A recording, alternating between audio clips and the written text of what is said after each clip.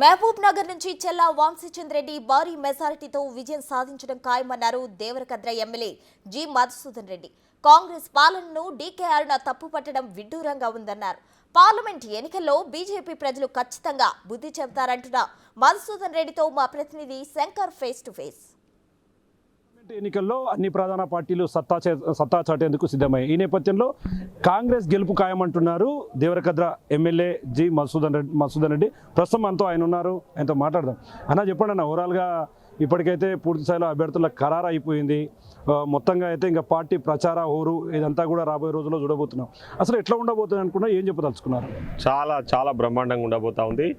మేము అదే కోరుకున్నాము. బీజేపీలో డీకేఆర్కి టికెట్ ఇస్తేనే మాకు చాలా గెలుపు సులభం అవుతుందని చెప్పేసి అనుకున్న విధంగానే జరిగింది. ఖచ్చితంగా మా గెలుపు ఎప్పుడో డిసైడ్ అయిపోయింది. మేము మెజారిటీ కోసమే ప్రయత్నం చేస్తూ ఉన్నాం. ఈరోజు ప్రజలు మా పాలన పట్ల చాలా పెద్ద ఎత్తున హర్షం వ్యక్తం చేస్తూ ఉన్నారు. ముఖ్యంగా మా ముఖ్యమంత్రి గౌరవనీయులు రేవంత్ రెడ్డి గారు పాలిస్తున్న పాలన ఏదైతే ప్రజాపాలన ఉందో, పారదర్శక పాలన ఉందో, ఆ పాలన పట్ల ప్రజలందరూ కూడా పెద్ద ఎత్తున హర్షం వ్యక్తం చేస్తూ ఉన్నారు. ఇంత పెద్ద ఎత్తున గత ప్రభుత్వం దోపిడీ చేసినా కూడా ఆర్థికంగా రాష్ట్రాన్ని దివాళా తీయించిన పరిస్థితులలో మేము అధికారంలోకి వచ్చిన 3 నెలల్లోపే ఇచ్చిన 6 గ్యారెంటీలలో దాదాపు 5 గ్యారెంటీలు ఆల్రెడీ అమలు అవుతూ ఉన్నాయి. ఈరోజు ముఖ్యంగా ఆర్టీసీ బస్సులలో మహిళలకు ఉచిత ప్రయాణం, రాజీవ్ ఆరోగ్యశ్రీ పథకాన్ని 500 రూపాయలకే సిలిండర్ ఇస్తూ ఉన్నాం, 200 యూనిట్ల కరెంటు కూడా ఉచితంగా ఇస్తూ ఉన్నారని చెప్పేసి ప్రజలు చెప్తా ఉన్నారు, మేం కాదు. అదేవిధంగా 200 యూనిట్ల కరెంటు ఉచితంగా ఇస్తాబోతున్నాం. మొన్ననే ముఖ్యమంత్రి గారు గౌరవనీయులు రేవంత్ రెడ్డి గారు మన భద్రాచలంలో శ్రీరాముల వారి సాక్షిగా మేమైతే ఇందిరమ్మ ఇండ్లు కట్టిస్తామని చెప్పడం, ఆ ఇండ్లకు కూడా అంకురార్పణ చేయడం జరిగింది. ఆ ఇండ్లు కూడా త్వరలోనే ప్రారంభించబోతా ఉన్నాం. అంటే ఇచ్చిన 6 గ్యారెంటీలలో 5 గ్యారెంటీలు అమలు అవుతా ఉన్నాయి. కానీ కొందరు కళ్ళు లేని కబోదులు కాంగ్రెస్ వాళ్ళు చెప్పిరి, కాంగ్రెస్ వాళ్ళు చేస్తలేరని చెప్పేసి తప్పుడు ప్రచారాలు చేస్తూ ఉన్నారు.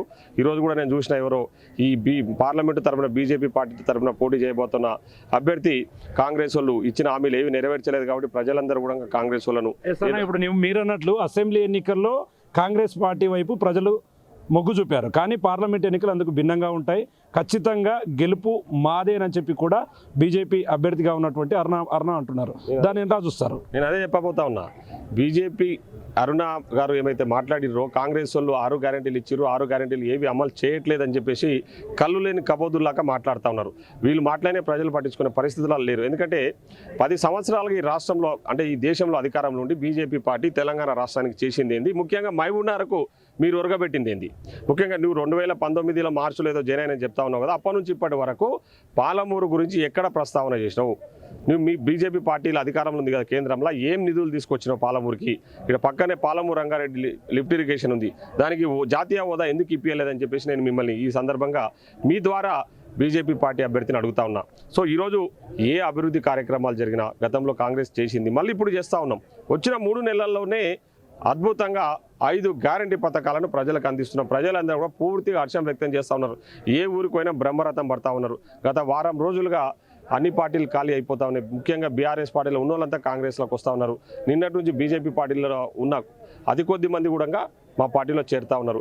సో మా గెలుపు అనేది ఎప్పుడో డిసైడ్ అయిపోయింది.